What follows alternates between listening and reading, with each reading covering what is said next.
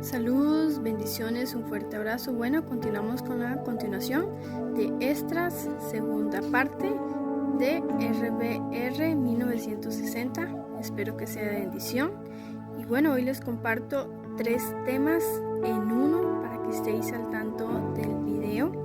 Dice cómo leer la narrativa bíblica como número 1. La narrativa bíblica constituye una gran porción de las escrituras, extensos pasajes tanto del Antiguo Testamento como el Nuevo Testamento. Emplea el género literario narrativo. Hay varios aspectos claves de la narrativa que se enumeran a continuación. Estos aspectos ayudarán al lector a interpretar las narraciones de modo correcto. Número 1. Los personajes. En cualquier historia los personajes son esenciales. En cada porción debe conocer los siguientes. Protagonista. Es el personaje principal de la historia. Puede ser Moisés, David, Jesucristo o Pablo. Dependiendo del texto, por supuesto, se debe reconocer que Dios es el personaje principal de toda la Biblia. Antagonista. Es aquel que se opone al protagonista. Normalmente es una persona o personas como Satanás, Goliat o los fariseos. En algunos casos el antagonista puede ser una situación adversa, por ejemplo, el diluvio. Personajes secundarios son aquellos que juegan un rol importante en la narrativa, pero no son el personaje principal ni el antagonista. Número 2. La trama. En la trama hay varios elementos importantes. Número 1. En la introducción se presenta el escenario, el lugar, los personajes y de qué tratará la situación. Número 2. En el desarrollo presenta el conflicto, el cual se agudiza en el clímax. Para pasar a las resoluciones es el desarrollo en donde el intérprete podrá discernir el punto principal de la historia. Número 3. Es el desenlace, se presenta la resolución de la situación y en algunos casos la moraleja o enseñanza de la historia. Número 3. El trasfondo cultural.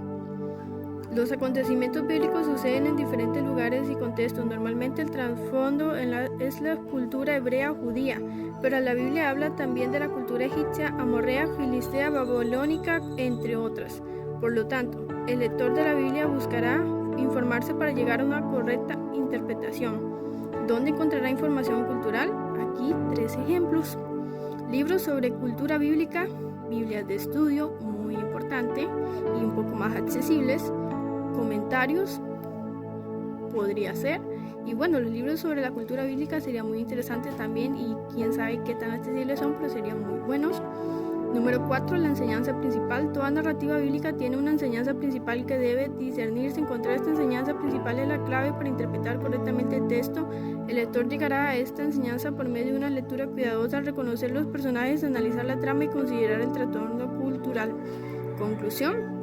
La lectura eficaz de la Biblia es aquella que toma en consideración cada elemento presente en el texto. La narrativa es un género literario importante en las escrituras, al cual el lector debe poner atención. Al seguir las recomendaciones, el estudioso de la Biblia podrá interpretar bien las narraciones bíblicas. Tema número 2. Cómo leer la poesía bíblica. La poesía hebrea aparece en numerosas partes de la escritura. No solamente los libros poéticos contienen poemas, sino también los proféticos, y en algunos casos hay unos textos poéticos en medio de una narrativa o epístola. La poesía hebrea tiene características que la distinguen de la poesía contemporánea. Por lo tanto, entender los distintivos de este género literario ayudará al lector en su interpretación. Aquí algunas claves. Número 1. El contexto.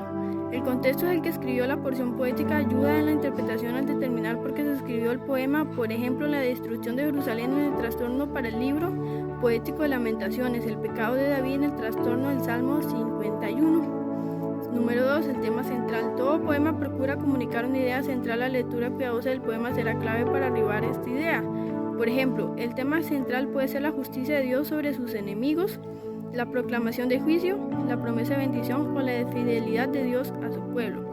Número 3. Las estrofas. La gran mayoría de los poemas bíblicos, en especial los salmos, se dividen en estrofas. En muchas versiones bíblicas, las estrofas están demarcadas por un espacio blanco entre estrofa y estrofa. Cada estrofa es una unidad de pensamiento que contribuye el tema central del poema entero. Por ejemplo, si un salmo tiene 4 estrofas, cada uno contribuye el tema central de todo salmo.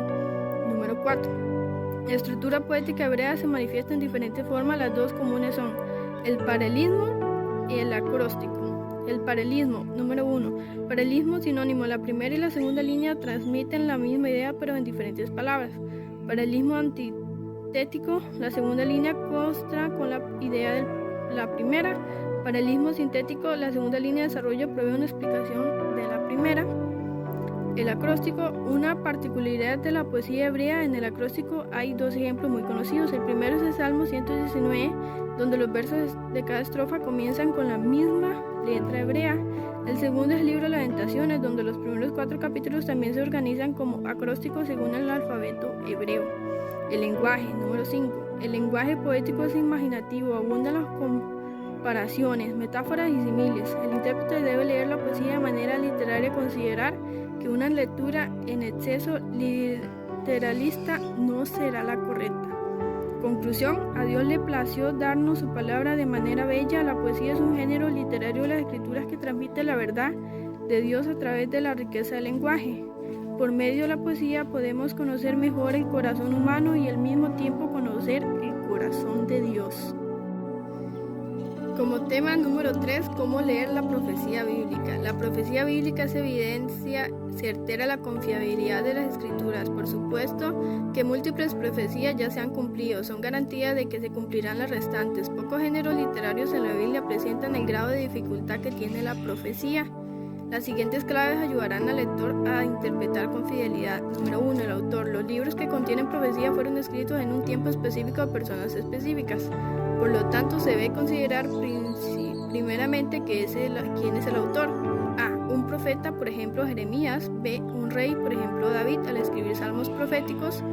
O un apóstol, por ejemplo Juan, al escribir Apocalipsis. 2. La audiencia original. Un error común es querer aplicar la profecía al contexto moderno sin tomar en cuenta primero la audiencia original. Los profetas del Antiguo Testamento escribieron oráculos de parte de Dios para el pueblo de Israel en un tiempo específico. De la misma manera, el apóstol Juan escribió Apocalipsis con 7 iglesias como destinatarias. Al identificar la audiencia original, el intérprete podrá aplicar las enseñanzas bíblicas en su contexto contemporáneo.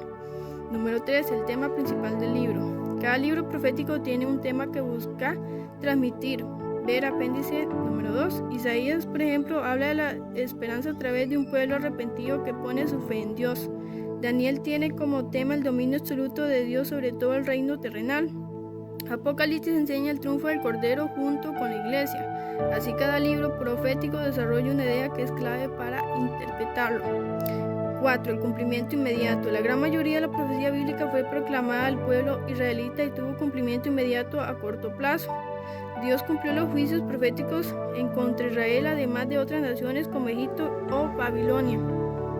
Es importante analizar bien el contexto del pasaje para averiguar si la profecía escrita ya se ha cumplido. El cumplimiento de una profecía se convierte en una poderosa garantía de que Dios cumple lo que profetiza a través de sus siervos.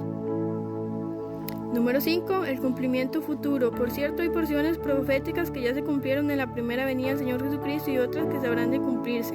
A. Profecías cumplidas en la primera venida. El Antiguo Testamento contiene múltiples profecías que se cumplieron con la venida, obra, muerte y resurrección de Jesucristo. Estas profecías ya tuvieron cumplimiento en Jesús.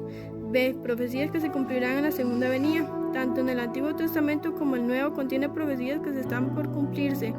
Estas se cumplirán en los últimos tiempos como Jesucristo venga por su iglesia en su reino. Conclusión.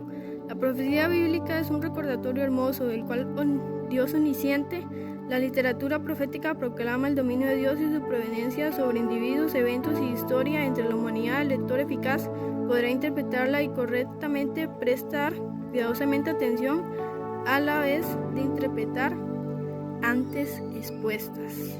Bendiciones.